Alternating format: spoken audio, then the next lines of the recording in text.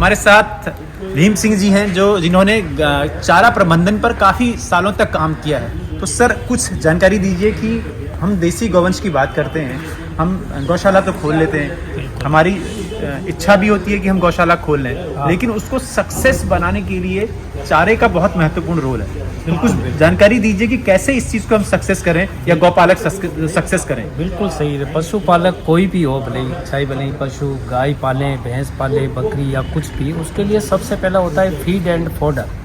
Feed और fodder उच्च quality का होना बहुत आवश्यक है।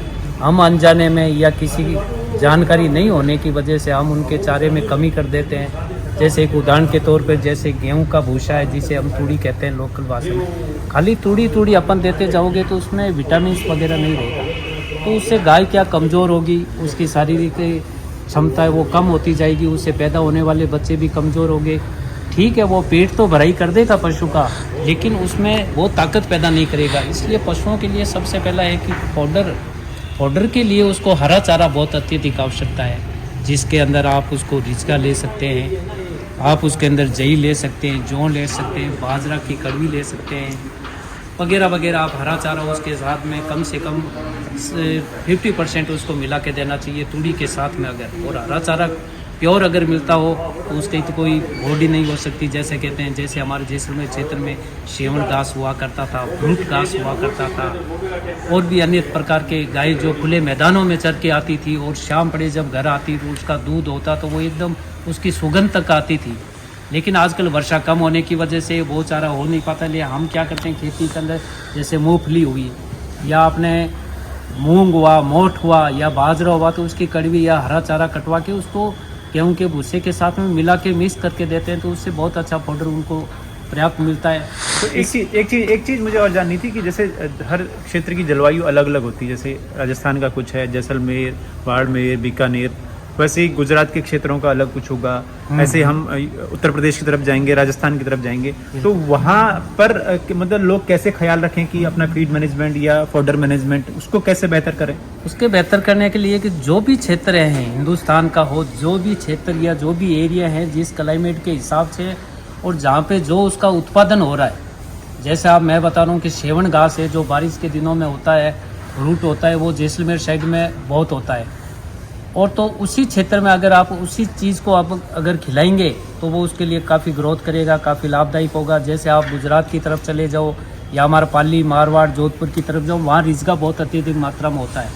कुओं से या ट्यूबवेल से उन्हें पैदा किया जाता है रिजगा, हर घर उसे सुबह शाम, मैं कहता हूँ उसे तूड़ी देते ही नहीं है, हरा चारा ही देते हैं।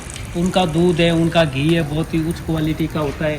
इसी प्रकार आप उत्तराखंड चले जाओ या महाराष्ट्र में चले जाओ तो वहाँ की जो लोकल फॉडर है ना, वो उसका हरे चारे का ज़्यादा उपयोग करने से उस गायों के लिए बहुत लाभदायक होता है, क्योंकि वो गायें उसी वातावरण में रहती हैं, तो उसी से अनुसार उनका बहुत अच्छा होता है।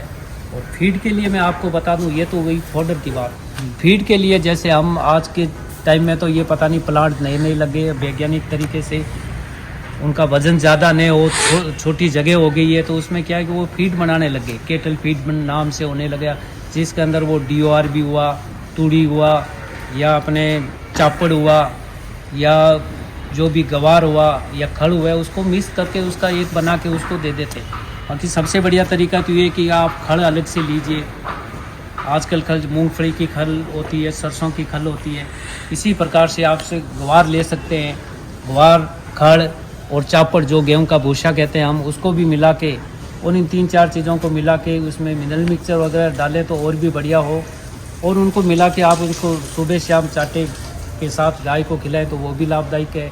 और इससे क्या है कि वो फीड अच्छा मिलेगा तो अच्छी नस्ल के आपको बछड़े और बछड़ी मिलेगी। दूसरा मैं एक बात आप वैज्ञानिक तरीके से, क्योंकि वेटरनरी विश्वविद्यालय से मैं भी जुड़ा हुआ हूँ, यहाँ सर्विस है।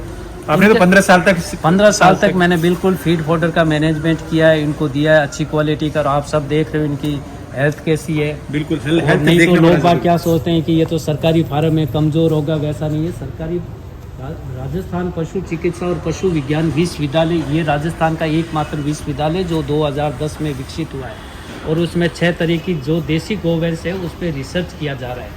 RKBY प्रोजेक्ट के तहत इसमें राठी नस्ल भी है, साहिवाल भी है, थार पारकर भी है, गिर नस्ल भी है और मालवी भी है। इन सब पे उदयपुर में हमारे मालवी और गिर नस्ल पे काम किया जा रहा है, जो उदयपुर हमारे गुजरात और एमपी के बॉर्डर पे है। तो उस क्षेत्र की थार पारकर का हमारा सबसे बड़ा फार्म चांदन जैसलमेर में विकसित हुआ है, काफ़ी लंबे समय से, आज से 30 साल पहले से भी है।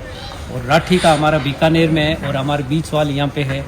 और कांकरेज नस्ल जो कि अभी 2010 में विश्वविद्यालय बनने के बाद में उसको यहाँ पे लाए हैं प्रोजेक्ट के तौर पर, उन्होंने भी अच्छा परिणाम दिया है। वैज्ञानिक तरीके से अगर अपन गायों को अगर पशुपालक पाले तो उसको बहुत अच्छा लाभ हो सकता है। उसका एक खासियत ये बात बता दूं कि इससे वैक्सीन करवाना बहुत ज़रूरी है। साल में एक बार इसको आप उसकी ऐसी दवाई जो वैज्ञानिक तरीके से उनको दवा दें और वैक्सीन कराएं कि पेट में जो भी कीड़े वगैरह हैं वो ख़त्म हो जाए, एकदम उसे कोई बीमारी नहीं रहे, तो उसका वो बहुत अच्छा परिणाम देगा। तो देखा आपने भीम सिंह जी ने हमें कितनी जानकारियाँ दी, और ये अनुभव के आधार पर आती हैं। 15 साल तक इन्होंने इनका रखरखाव, इनके फीड मैनेजमेंट पर काम किया है, इनके फॉडर पर काम किया है। तो ऐसे ही जानकारियों से हमारे गौवंश, हमारी देसी गाय, हमारी नस्लें, उन पर काम हो तो उनमें उत्पादन, उनका अर्थशास्त्र मजबूत होगा, हमारा गौपालक, हमारा किसान मजबूत होगा। जल्द ही आगे बढ़ते हैं और कुछ नए लोगों से मुलाकात कराएंगे गौराष्ट्र यात्रा के बीकानेर वाले इस चरण में। अभी के लिए बस इतना ही। धन्यवाद। धन्यवाद सर। थैंक यू सर, बहुत बहुत धन्यवाद सबको। राम राम।